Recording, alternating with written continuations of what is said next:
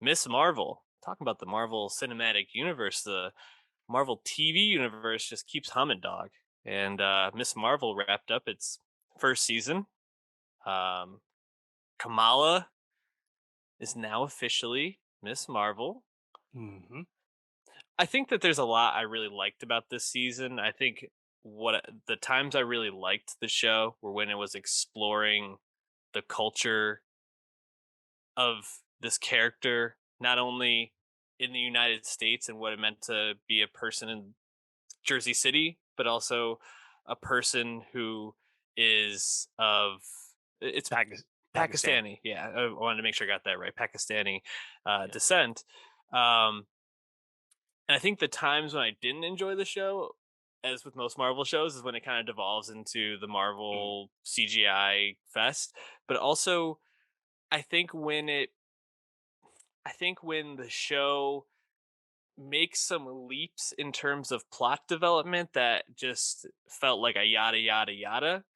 Mm. A critique I really agreed with that I hadn't fully formed, but Ellen Sepinwall I think said so well on Twitter was the whole fifth and fourth and fifth episodes when she goes to Pakistan and has this flashback to Yes.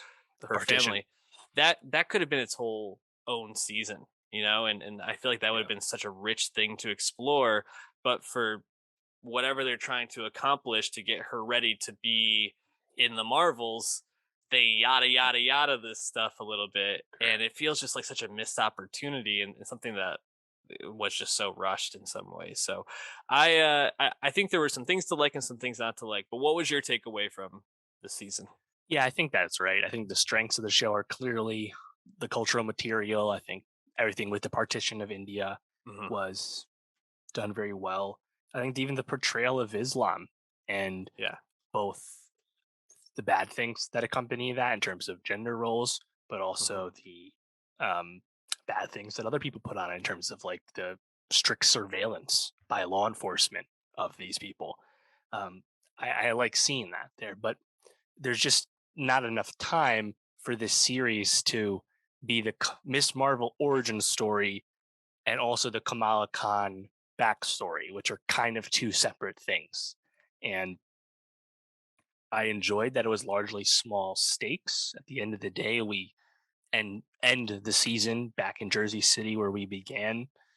The villains, you know, I think are kind of weak and Oh yeah. it's a bit unclear, like this red daggers and clandestine stuff. Like it's just not that cool. And I think just being with the partition timeline itself is a lot more interesting than like what the clandestines happen to be up to and influencing in the time. It's just like I'm not really interested in that. But like just like the character moments, I think like Kamala's whole family, even if we're with them only in fits and starts, everything feels really lived in, and it feels Hmm. like a loving, real family, And Yeah. her friends, again, they're only in it in little bits, but like they feel like real people. But I think the stuff with the stuff with her powers, I think you barely get to see her be Miss Marvel until the end there, which makes sense for an origin show. But like they had to change some of the Miss Marvel powers from the comics, and I think it's all right, But like at the end of the day, I also didn't really care about this conflict with damage control. It's like they're Yeah. not real antagonists, and the show also isn't really equipped to like treat that kind of situation in terms of like police overstepping their bounds and potentially harming civilians. Like the show isn't equipped to actually tackle that in a thoughtful way either. So it's just kind of a big half baked thing. It's not that cool. Now the scheme with Kamal and all her friends to thwart damage control in the school there, that was fun. That was nice, and you get the reminder of those like in frame animations, illustrations on the chalkboard, the way we saw them in the premiere episode. I would have liked that kind of visual flair to have been in episodes 2 through 5 as well. It wasn't really the case, but yeah, I think it's a bit up and down, but also to me, kind of easily the third best MCU Marvel show, which makes it the best Marvel show in a year's time. It's been that long since Loki came out. Funny enough, it's so much Marvel, and I think Miss Marvel, even though it's far from perfect, it to me I think it's the third best series. Yeah, I think it's probably third for me as well. I hesitate to say this just because there's so much drama and potential abuse going on in this realm. But just thought the CGI at times just was not great. Now, obviously, if you're tuned into any of the like comings and goings of the Marvel world, there's been some talk recently about the pressure that the CGI teams are put under by Marvel Studios and the lack of like real support and these like unrealistic deadlines and stress that people are put under. So I don't really want to use that as real critique because it sounds like there might be some issues at play beyond Yeah, it's a beyond that. systemic problem, not really Yes. to blame the show for per se. Yeah. But I definitely like when you finally see Kamala be Miss Marvel at the end, like I just thought her like body looked like a little strange at points and that was a little like whatever. I also felt like the show and maybe they're setting this up for more in coming seasons, but made a real misstep by making Alicia Rayner the main DODC agent and not Arian Moayed. Arian. Yeah, I Yeah. mean, not only do you have an Iranian American actor who, I mean, Mm. obviously we're talking about a Pakistani family, but like Pakistan Iran border, I think there's a lot of something to explore there. But Stewie's just so much more engaging. I called him Stewie. His name is P. Cleary on the show. Right. Who But we yeah, met in Spider-Man, of course. yeah, and he's just so much more engaging on screen than Alicia Rayner, who had a very thankless part, if we're being honest. Um, Yeah. you know, eh, I really enjoyed. I think probably one of the like breakthrough actresses in this for me, outside of obviously Iman Vellani, who's plays Kamala, is Yasmin Fletcher, who plays Nakia, her Yeah. friend who runs for Mosque Board. I felt like every time she was on screen, I just found her to be an actress I was really tuned into and watching, and she felt very convincing. You know, her storyline in relation to Kamala falls into the YA realm where it's like you didn't tell me about this thing and now I'm mad at you and that's what friendships are. But like I still felt like it was like fairly convincing. I thought she like acted well with what she had to work with. What did you think of um the villain? What was her name? Yeah. So it was technically her aunt, Yeah, right? that's The right. one of the clandestines is Yeah. kind of moving through time and get that whole reveal with how uh, Kamala's grandmother survived the partition and got out, basically got out on the train. Um, Mhm. and that antagonist kind of like boils up. I thought she fizzled out in a pretty dull way, Agree. and they basically just kind of dropped out. Like, okay, we have to leave Karachi. We have to get back to Jersey City to end the season. Mhm. And that, like you said, Dallin Sepinwall pointed about how this show needed to be 2 seasons to be at maximum effectiveness is kind of obvious. But like that's not what this show is here for. It's not here for maximum storytelling. It's here to be a prequel to the Marvels, Captain Marvel Mhm. 2, and you get the stinger scene where you see Carol Danvers, you see Brie Larson there. It's like that's why this show exists. And that's not as fulfilling as what just normal storytelling would be. But that's kind of the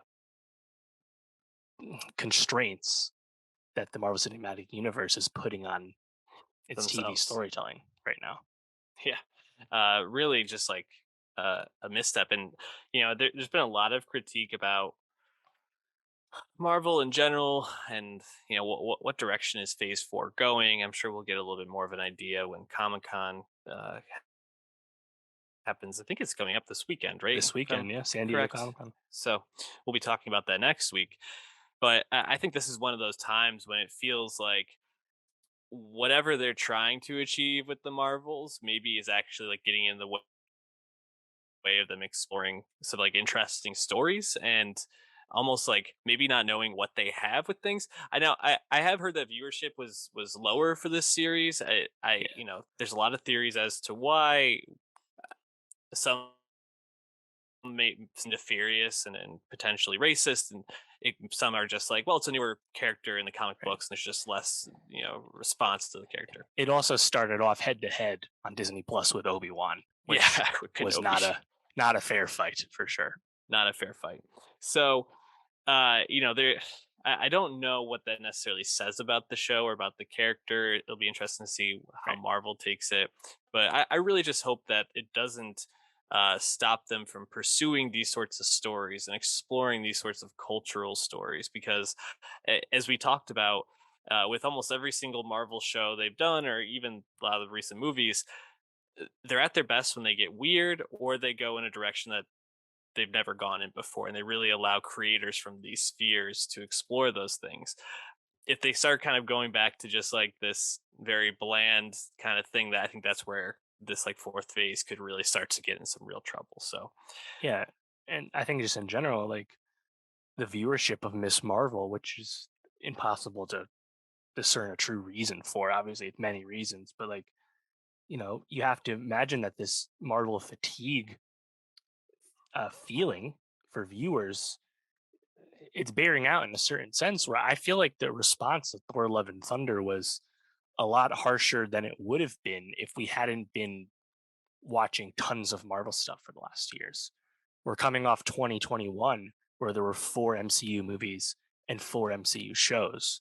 And by the time 2022 is done, we'll have seen another 4 MCU movies and 4 MCU shows. It's just a lot, especially because these shows are long, mhm. 6 hours. They're not 2 hour movies. So I I think unintended consequences in terms of how people may have treated Thor.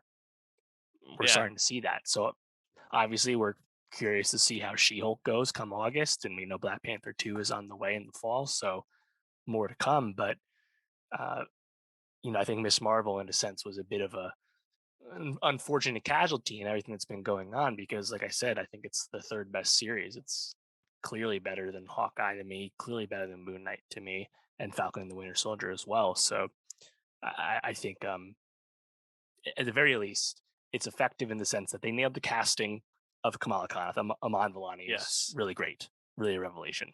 So hopefully she carries the Marvels as well because Captain Marvel 1 was a bit of a mixed bag as well. So well, we'll find out next year.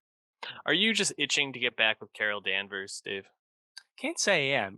I actually like Brie Larson, but I don't really like her as Captain Marvel, or at least, she hasn't been put in the best position. Yeah, I completely agree. I'm not super thrilled about it either, but we'll be talking about it when we get to it. Drop us your thoughts on this first season of Miss Marvel.